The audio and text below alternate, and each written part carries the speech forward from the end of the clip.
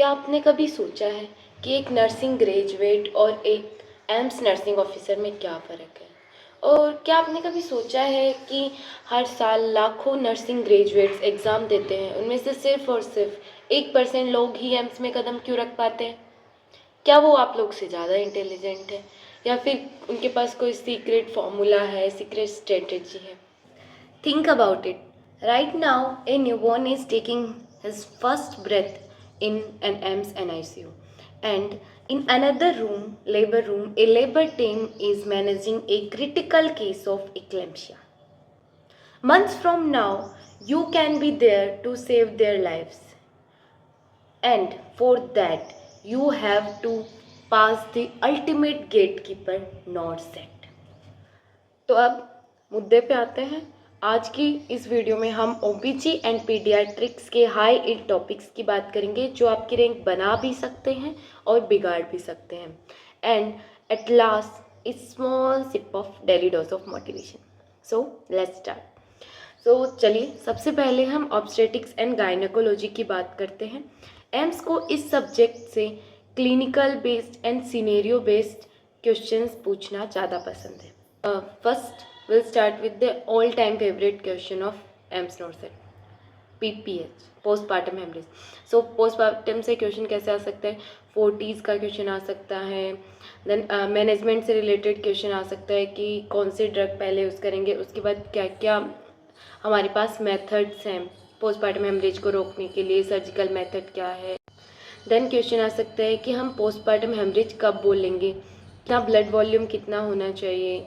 Stages of labour में हर एक stage में जो जो इवेंट्स होते हैं वो बहुत इंपॉर्टेंट है। देन फ्रेडमैन्स कर्व, वो भी इम्पोर्टेंट है। देन थर्ड स्टेज में AMTHL, active management of third stage of labour, it's the must. Next fetal monitoring, तो फीटल मॉनिटरिंग में NST और CTG का ग्राफ देखना आना चाहिए। Then early, late and variable deceleration का इमेज बेस्ड हमें पहचाना आना चाहिए, और कौन सी कंडीशन में कौन से टाइप ऑफ डिसेलरेशन हो सकता है। देन एबनॉर्मल प्रेगनेंसी में प्लेसेंटा प्रीविया एंड एब्रेप्सियो प्लेसेंटा दोनों में डिफरेंस पता होना चाहिए, कैसे आइडेंटिफाई करेंगे। एंड कौन सी कंडीशन में क्या हमें आगे प्रायोरिटी स्टेप लेना होता है। उसके बाद एबनॉर्मलिटीज़, और एबनॉर्मलिटीज़ में क्या क्या हो सकता है? ऑब्स्ट्रक्टेड लेबर आ सकता है, कोर्ड प्रोलेप्स आ सकता है, यूटेराइन प्रोलेप्स के स्टेजेस आ सकते हैं। देन पेरिनियल टीयर की ग्रेडिंग्स आ सकती है, एपिसियोटोमी का टाइप आ सकता है, देन एपिसियोटोमी सीजर का फोटो आ सकता है। इसके अलावा ब्रेस्ट फीडिंग बहुत इंपॉर्टेंट है। सो एनाटॉमी से क्या क्वेश्चन आ सकते हैं? एनाटॉमी से first of all skull and pelvis के डायमीटर्स आ सकते हैं, उनके लैंडमार्क्स आ सकते हैं, और जो पेल्विक ब्रीम है। उसके अलावा प्लेसेंटा एंड कोड के बारे में पूछ सकते हैं, placenta abnormalities and cord abnormalities.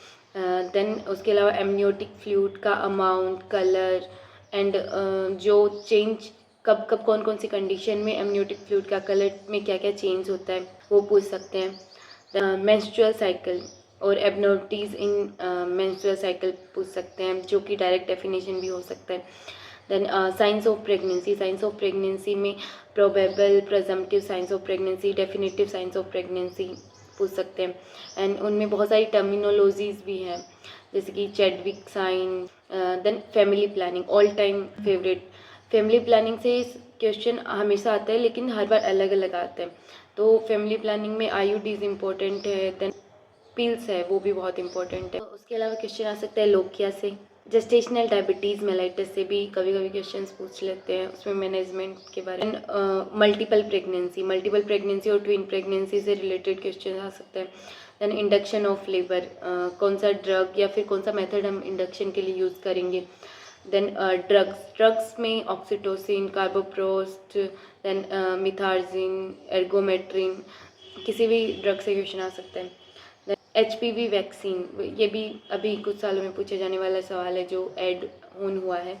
Then manures बहुत इंपॉर्टेंट है। OBG में बहुत सारे मैन्योर्स है जो आपको सारे by image and by explanation दोनों याद होना चाहिए, और मैं आपको मैन्योर्स का एक लिस्ट भी दे दूँगी, तो आप वहाँ से भी रेफ़र कर सकते हैं। Then hypertensive disorder of pregnancy, तो वहाँ से क्या क्या क्वेश्चन आ सकता है, एक्लेम्सिया प्री एक्लेम्सिया के बारे में डायरेक्ट क्वेश्चन आ सकता है कि उनका क्लासिफिकेशन क्राइटेरिया क्या है। देन उसके अलावा मैग्नीशियम सल्फेट का डोज कैसे कैलकुलेट करते हैं और टॉक्सिसिटी कैसे पता चलती है, जैसे पेटेलर रिफ्लेक्स डिसअपियर हो जाता है, तो ये एक इम्पोर्टेंट है।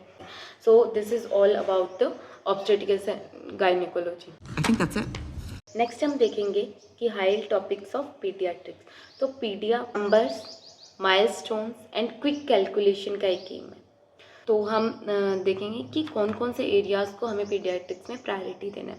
So first of all neonatal resuscitation programme, तो एनआरपी में first of all golden hour protocol, then उसके बाद chest compression and ventilation ratio हमें दिमाग में पूरा रट लेना है। पॉजिटिव प्रेशर वेंटिलेशन का स्टेप्स, ये तीनों बहुत हर बार पूछा जाता है, तो ये बहुत इंपॉर्टेंट है। देन उसके बाद है ग्रोथ एंड डेवलपमेंट के माइलस्टोन बहुत ही इंपॉर्टेंट है और सारा हमें रटा होना चाहिए, दिमाग में सब कुछ याद होना चाहिए। कब बच्चा लाइन बनाता है, कब बच्चा खड़ा होना सीखता है, कब बच्चा एक वर्ड बोलता है, एवरीथिंग।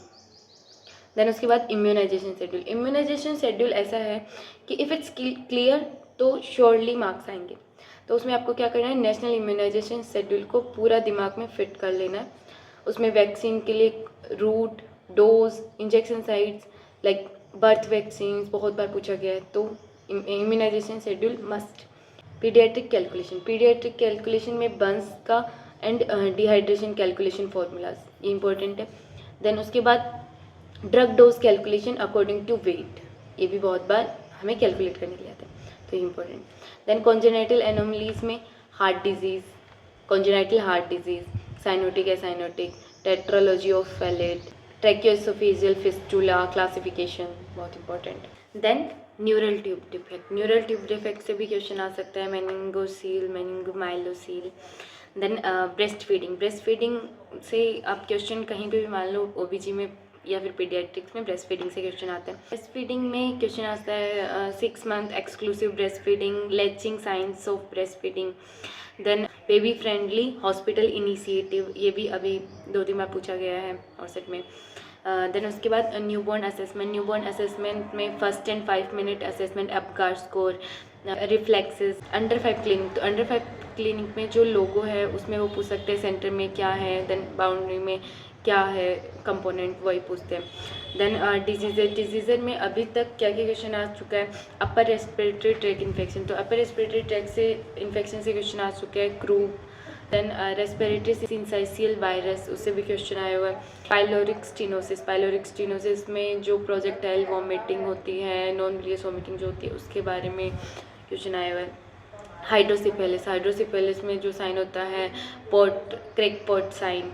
देन सीजर से क्वेश्चन आया हुआ है। Then sudden infant death syndrome से क्वेश्चन आया हुआ है।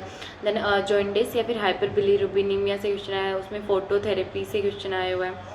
देन सिस्टिक फाइब्रोसिस से भी क्वेश्चन आया हुआ है। तो बहुत सारी डिजीजेस है पीडियाट्रिक्स में, बट मेनली इन सब से क्वेश्चन आया हुआ है। उसके अलावा फीटल सर्कुलेशन आप पीडियाट्रिक्स में पढ़ लो या फिर ओबीजी में पढ़ लो, बहुत इंपॉर्टेंट है फीटल सर्कुलेशन। माल न्यूट्रिशन के लिए स्केल्स इंपॉर्टेंट है।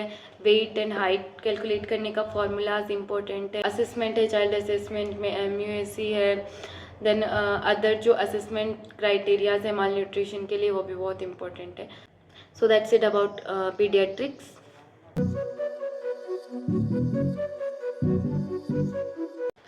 अब इस सफ़र के उस हिस्से के बारे में बात करते हैं जिसके बारे में कोई बात नहीं करना चाहता।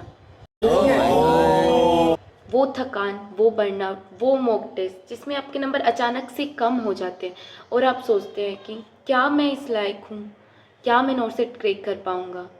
मेरी बात ध्यान से सुनिए, थकान होना नॉर्मल है, डाउट होना नॉर्मल है, but give up that's your choice. नॉर्सेट is not just an exam of your memory, वो आपके सब्र और हौसले का भी एग्ज़ाम है। आज आप अगर एक डिफ़िकल्ट क्वेश्चन सॉल्व कर रहे हैं तो you are building the stamina for working 6 hour continuously in IC। आज जब आप दोस्तों के साथ घूमने का प्लान कैंसिल करके पीडियाट्रिक के माइलस्टोन्स याद कर रहे हैं, you are investing in your future self. Think about the white apron, Think about the badge on your chest, central government badge, and think about the pride in your parents' eyes जब आपका उस final selection की list में roll number आएगा। अपनी कुछ दिनों की थकान की वजह से अपने लाइफ का परमानेंट लीगेसी मिस मत होने दीजिए। रोड मैप आपके बिल्कुल सामने है। Grab your books, clean your desk and start now. आपको इन दोनों सब्जेक्ट्स में से कौन सा सब्जेक्ट ज़्यादा डिफ़िकल्ट लगता है कमेंट में ज़रूर बताना, and will discuss your doubts there. Don't forget to like the video and subscribe to my channel for more clinical breakdowns and study videos. Hit the notification bell. Stay focused and stay curious. See you at AIIMS.